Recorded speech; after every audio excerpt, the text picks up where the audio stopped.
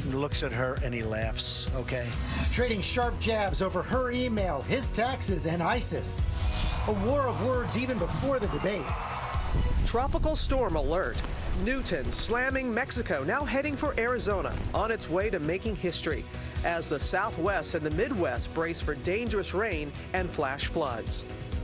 Fox News fallout. Former anchor Gretchen Carlson gets $20 million in a massive settlement after those bombshell sexual harassment allegations against ex-chief Roger Ailes. The secret recordings that could be behind the deal, and why is another top star leaving unexpectedly? And get ready to dance, from Olympic champs to a former presidential candidate, and the brothers taking on the ballroom. A whole Dancing with the Stars cast here for their first live interview and our biggest party yet. A mega sexy mega hit! You don't want to miss it, only on GMA. Live in Times Square, this is GMA with Robin Roberts, George Stephanopoulos, and Michael Strahan.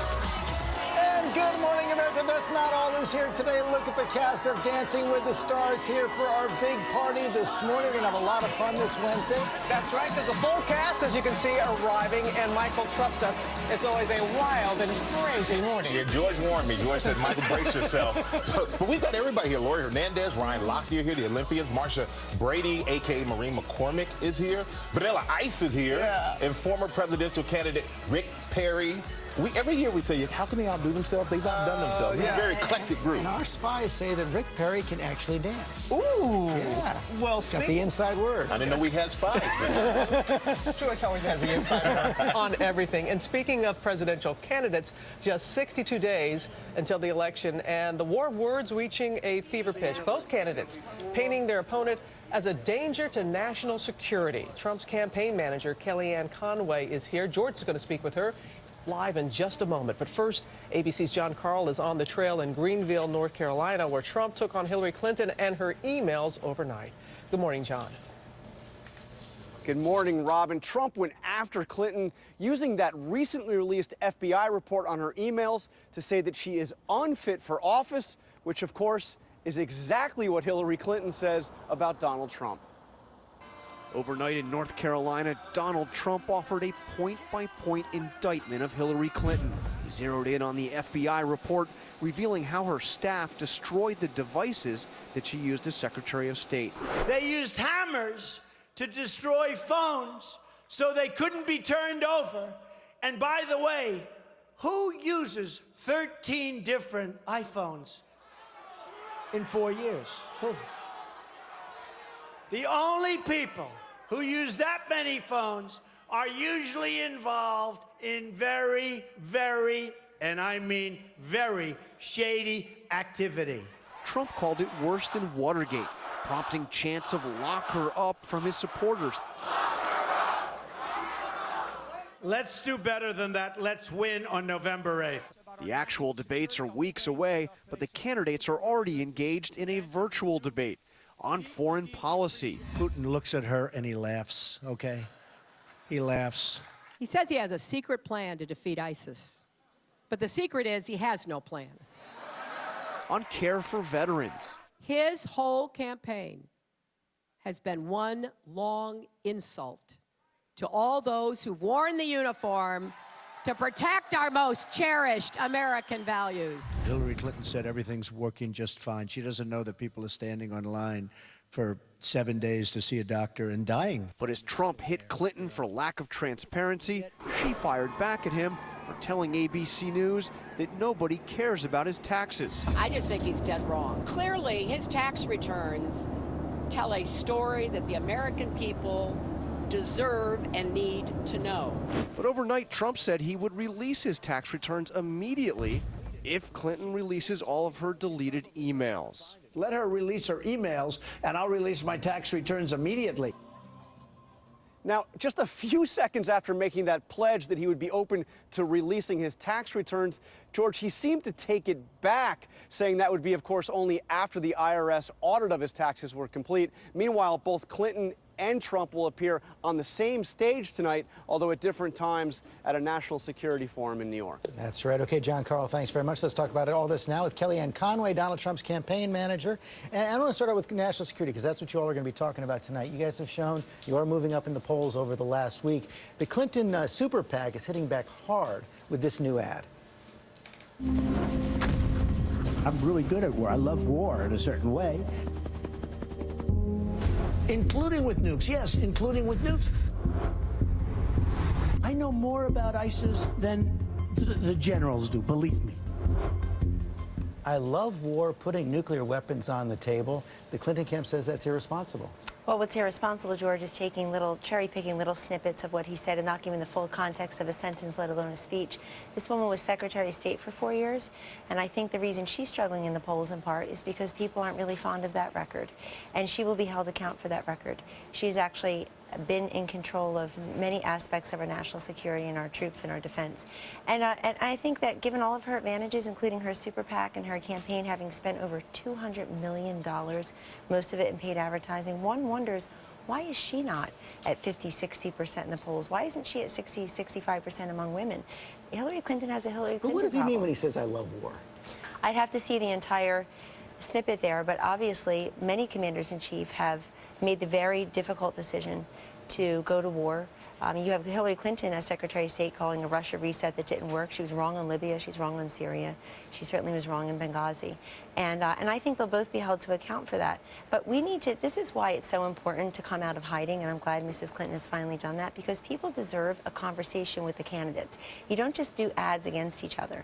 And we do very few ads. Mr. Trump is on the, he was with 88, he had 88 military generals come out to support him yesterday, and he did a military preparedness town hall in Virginia, and then he was in North Carolina. You got to talk to the voters directly. Those conversations are certainly coming. Mr. Trump has also been hitting Clinton on the Clinton Foundation, saying it's pay to play. Yet, front page story in the New York Times today, and a lot of focus on this contribution that his foundation made to Pam Biondi, the Attorney General of Florida. Now, the timeline is they spoke on the phone. An investigation was announced into Trump University. Trump Foundation sends a $25,000 check. The investigation is called off.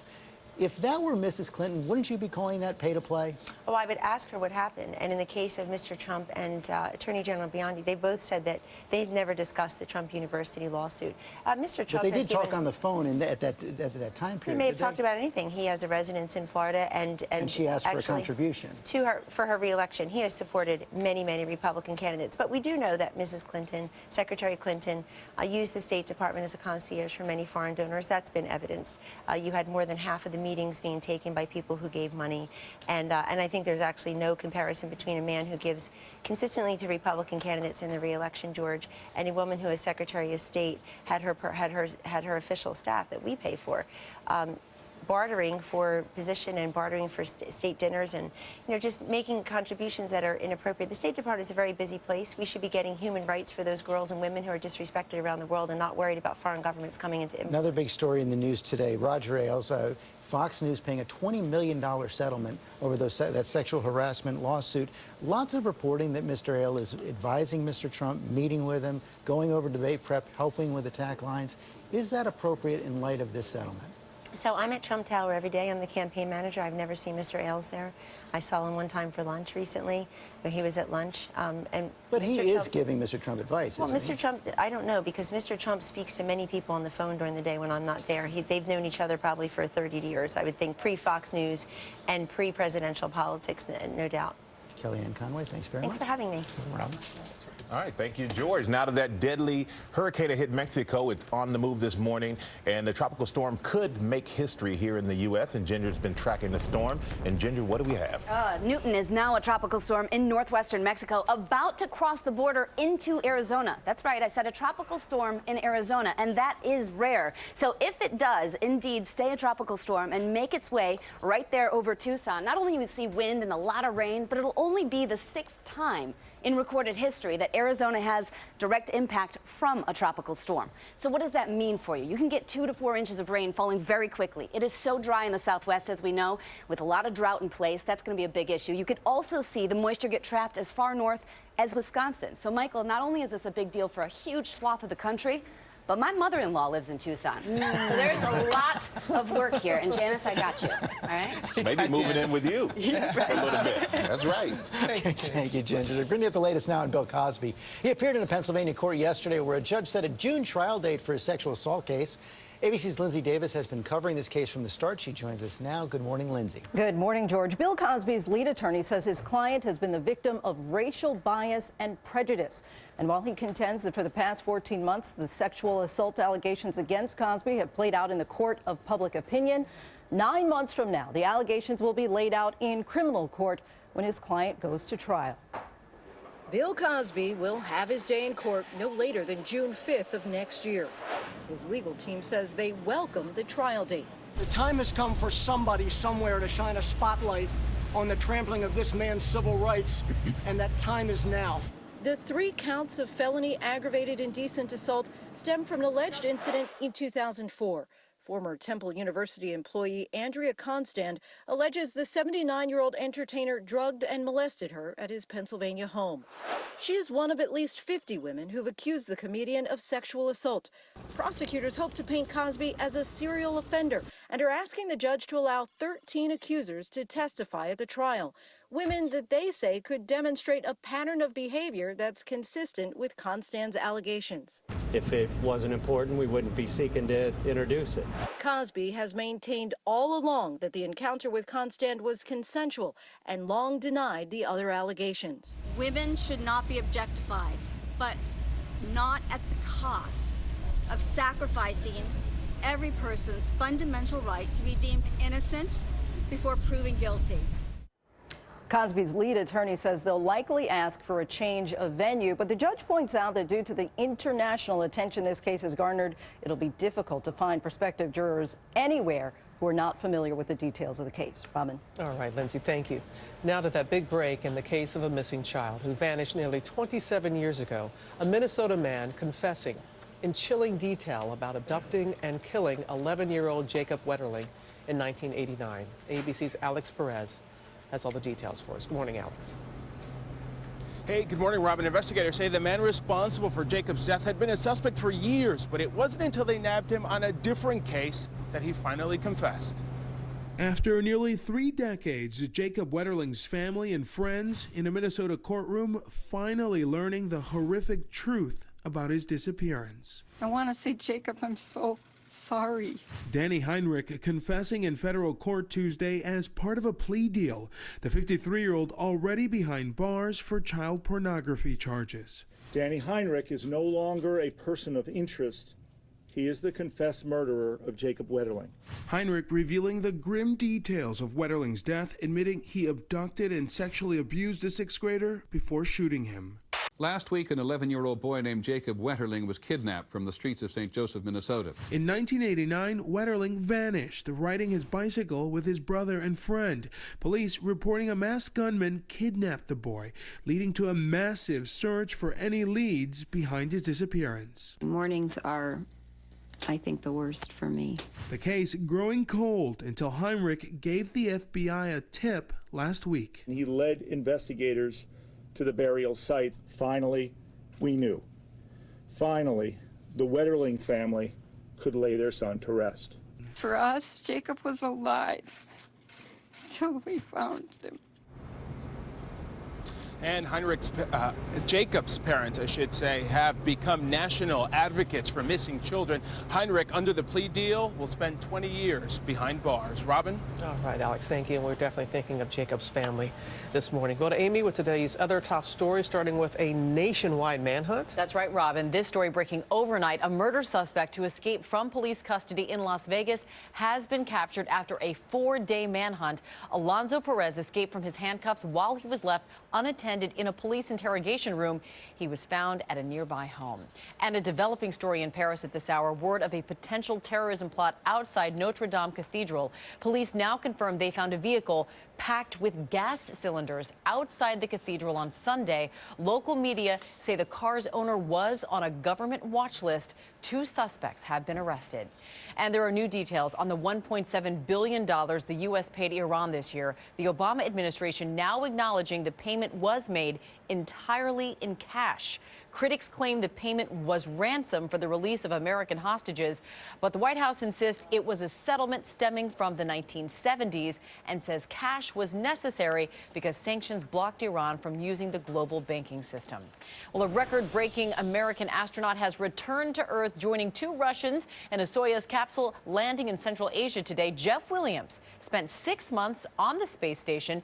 During 4 missions, he spent a record 534 days in orbit. And an unusual landing for a suspected drunk driver in Connecticut. His car ended up lodged into this building 8 feet off the ground. Police say he fled but was caught just a short time later, but what a stunning photo there. And finally, basketball superstar Steph Curry is on a promotional tour overseas, and he decided to join a game in Taiwan. But watch what happened when he tried to make one of his famous 3-point shots. Boom! He was blocked by a 17-year-old. Everyone was shocked. Curry complimented the young man and then invited him to join his basketball camp in the U.S. But, you know, he made 402 three-pointers last season alone. And it just took that one 17-year-old to be like, I don't think so. Not so fast. Every kid's going to try to block a shot so they can get somebody to his camp. That's how you do it. And he's going to have that picture his whole life. That's fantastic. Oh, absolutely. And another thing everybody's excited about, big Apple announcement. A lot of people are anticipating this. Lots of talk that an iPhone 7 will be revealed later today. And ABC's Neil Karlinski is in San Francisco outside the auditorium where the announcement is expected. Good morning, Neil. How are you? Michael, good morning. Big day out here. A really big day. You know, do you remember then when your iPhone was this size? I mean, that's about the size of my thumb right now. But now, what do you remember? I mean, what do you expect from this new iPhone 7? What can we all look forward to? You know what? I've got one of my old ones too, and look at that. It looks like a toy next to the iPhone 6. Look at that. A huge difference that they've come. But now, I think the new iPhone 7 we're going to see today is not going to be as drastic a change, at least in appearance, from the iPhone 6. Well, the big thing everyone's talking about is no headphone jack. A lot of us have bought headphones. I know I have. Everybody here. Some are really expensive. So what is going on with the no headphone jack? Is that something that's a reality? Here's what we're expecting from the new iPhone 7, and it's actually one of the smallest parts of the iPhone right down there. You're right, it's that headphone jack. We think Apple is taking that away, taking that real estate back, possibly for another speaker, possibly to make the phone more waterproof, possibly for a larger battery. Another big change we're expecting is for the first time that home button won't be an actual physical button that you can push in. It'll be a touch-sensitive area on the phone. And one other big thing, it's not as sexy, but it's important to a lot of people, and that is possibly more storage, 32 gigs in the base model. That's a big deal for a lot of people who are constantly having to delete photos and movies to make room on their phones. But you're right, it's that headphone jack that has a lot of people buzzing. You'll likely get an adapter or have to buy an adapter, so you won't have to throw out those expensive headphones. And there might possibly be some wireless headphones, too. Well, I'll tell you what, I don't know about you, Neil, but I think that more storage is very sexy. Very sexy to me. You always use more storage. You're heading into dangerous territory right there. You know that. I'm going to leave that alone, George. We're not going there too early. Baggage sometimes. Well, Neil, thank you, and hopefully we can see that iPhone 7 on the shelf soon. Now let's go back to Ginger with snow in the Rockies and heat in the east. You know it's autumn when we're looking at this. This is Montana, so this is higher elevation, right? But they did get the snow. And then summer not over at all. The heat and humidity building. It'll feel like the 90s and 100s from the mid-Atlantic through Northeast through the rest of this midweek. All right, let's get to the rainy cities now. Brought to you by Famous Footwear. Alarm ringer, outfit slinger, 3 kids motivated, all before I'm caffeinated. Lunch packer, backpacker, always keeping tracker. Spark keeper, breakfast feeder, pep talker, dog walker, shoe tire, tear dryer. 3-second rule, carpool. Big old goodbye kiss, don't care if it's not cool. Here's to all you do every day, so they can put their best foot forward all year. Famous Footwear. Okay, we've got 4 more days of the high heat and humidity today, feeling like 97, 98, over 100 tomorrow, the worst of the couple of days here. And even the first part of the weekend, our temperatures will top out in the upper 90s, that heat index. Look at this. There's a chance for some showers and storms today, the best chance between 2 and about 3 p.m., as late as about 7 p.m. Another chance on Friday, and then there's yet another front that comes through on Saturday late. That's the one that will finally take our temperatures down. been major Fox News fallout over those sexual harassment allegations. Gretchen Carlson receiving a $20 million settlement, and surprised to learn that Greta Van Susteren